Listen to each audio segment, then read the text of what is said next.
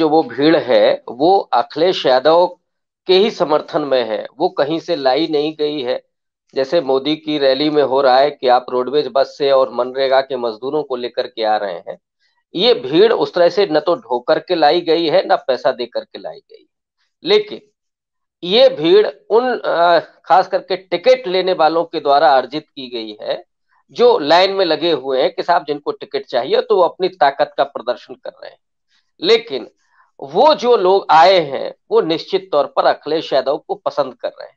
अखिलेश यादव के प्रति उनकी एक संवेदनशीलता है और साथ ही साथ वो अखिलेश यादव को मुख्यमंत्री के रूप में देखना चाहते हैं।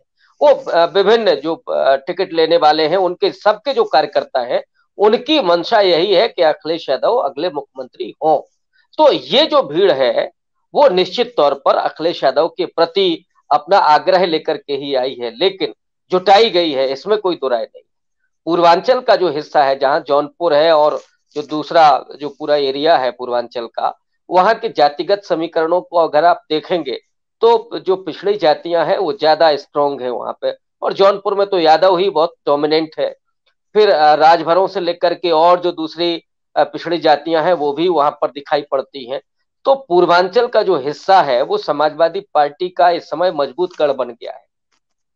जबकि पिछली बार 164 सीटों में से 115 पर भारतीय जनता पार्टी ने जीत हासिल की थी, लेकिन आज की तारीख में पूर्वांचल बीजेपी के लिए सबसे कमजोर है। और यही कारण है कि वहां पर नरेंद्र मोदी ने काशी में 1 महीने का कार्यक्रम किया है पूरा। अभी 2-3 दिन तो वो रुके ही हुए हैं। कल वहां पर 8 लाख परिवारों को प्रसाद वितरण हुआ है, और ममता जी ने जैसे इशारा किया कि स्वयंसेवक उनके निकल चुके हैं काम करने के लिए। तो लोगों की जो नाराजगी है, लोगों का जो गुस्सा है, उस गुस्से को वो कितना दूर कर पाते हैं, चुनौती उनके लिए भी है।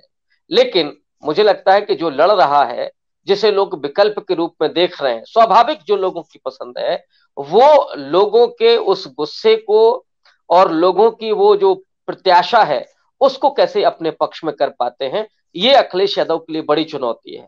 और उस चुनौती में उनके सामने वो कार्यकर्ता भी हैं जो उनके सामने आकर के जवानी कुर्बान वाले नारे लगाते हैं। लेकिन वो कार्यकर्ता क्या जमीन पर जाते हैं? मुझे जो जानकारी है कि बूथ अध्यक्ष बीजेपी के बन चुके हैं, काफी पहले बन चुके हैं, लेकिन बूथ अध्यक्ष अभी समाजवादी पार्टी के उस तरह से नहीं बने हैं। आनन फानन में जब मांगे गए हैं तो लोगों ने इधर उधर फोन करके लोगों के कुछ नाम दे दिए, और उन नामों की सच्चाई ये है कि वो उनको हो सकता है कि जानकारी भी ना हो कि हमको साहब बूथ अध्यक्ष बनाया गया। ये जो तैयारी है वो तैयारी कहीं जोश के कारण, केवल जोश ही जो दिख रहा है, और उस खुशफहमी में कहीं दिक्कत ना हो जाए समाजवादी पार्टी के लिए, मुझे लगता है कि इसकी तरफ खुद अखिलेश यादव को देखना चाहिए। निगरानी का तो कोई तंत्र नहीं। दूसरा ये कि अखिलेश यादव ने शायद एक पूरी कॉन्स्टिट्यूंसी छोड़ रखी है, वो है दलितों की। दलितों के इशू पर वो नहीं बोल रहे हैं, और उन्होंने हो सकता है कि ये रणनीति बनाई हो कि प्रियंका गांधी उस पिच पर खेलेंगी तो दलित जो है वो कांग्रेस की तरफ चला जाएगा, और इसलिए बीजेपी वहां से कमजोर होगी। लेकिन जो नॉन जाटव दलित है उसके साथ समस्या ये है कि अभी तो वो बेशक बीजेपी से नाराज है, लेकिन बीजेपी की जो सोशल इंजीनियरिंग है, जो वो चेहरों को आगे करते हैं कि साहब देखिए हमने आपका मंत्री बनाया, हमने आपका जिला पंचायत अध्यक्ष बनाया, हमने आपकी बिरादरी के व्यक्ति को टिकट दिया, या राष्ट्रपति हमने बना दिया दलित, ये जो सब वो दिखाते हैं।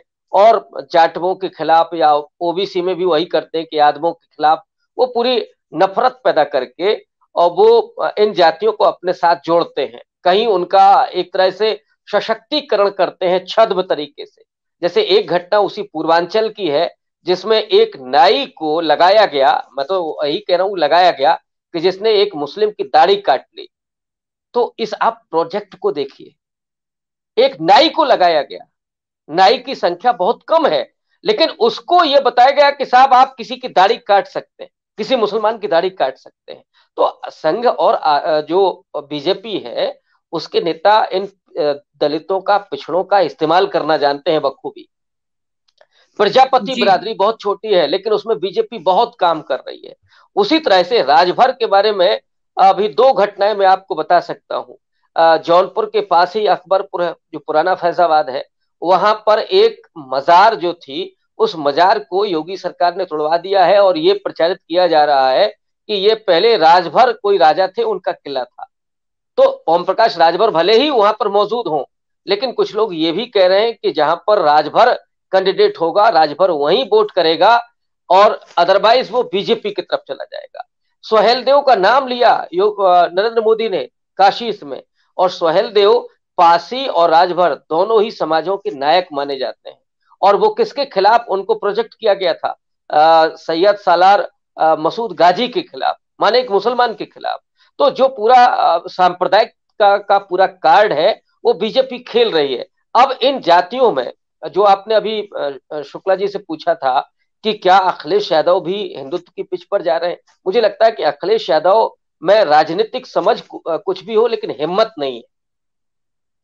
वो अगर आज के समय में हिंदुत्व की पिच पर जाकर के जवाब दे रहे हैं, जब उन्होंने कहा कि कॉरिडोर के लिए तो साहब शुरुआत हमने की थी, अब वो मुझे नहीं मालूम कि उस बात में कितनी सच्चाई है, लेकिन एक सच्चाई जरूर है कि इस देश का प्रधानमंत्री जो धर्मनिरपेक्षता को तार तार कर रहा है और साथ ही साथ 5 ड्रेस बदल रहा है, तो कम से कम आप ये तो कह ही सकते थे कि जब देश में गरीबी और भुखमरी बढ़ी है, जब कुपोषण बढ़ा है, उस देश का प्रधानमंत्री जब 5-5 ड्रेस बदल करके पूरा फोटोशॉप करवा रहा है, तो ऐसे समय पर मुझे लगता है कि अखिलेश यादव का ये हमला ज्यादा कामयाब होता, बजाय इसके कि साहब कॉरिडोर हमने शुरू किया था या कॉरिडोर के लिए हमने पैसा दिया था। आप मंदिरों की भी बात कर सकते थे कि जिस तरह से जो काशी की भव्यता है उसको नष्ट किया गया, आप कॉरिडोर तो बहुत सुंदर बना रहे।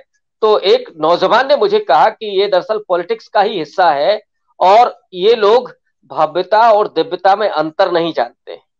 तो जो दिव्यता थी उस मंदिर की और उस काशी की दिव्यता को नष्ट किया गया है और वहां कॉरिडोर बनाया गया। वो नो डाउट बहुत सुंदर है, बहुत उस पर खर्चा किया गया है, लेकिन जिस तरह से चुनाव के ठीक पहले उसका उद्घाटन किया गया, मुझे लगता है कि बहुत जल्दबाजी में किया गया, क्योंकि अभी जो उसका मुख्य द्वार है जहां गंगा के किनारे वो खुलता है, वो अभी कंप्लीट नहीं हुआ। मैं परसों ही देख करके आया हूं।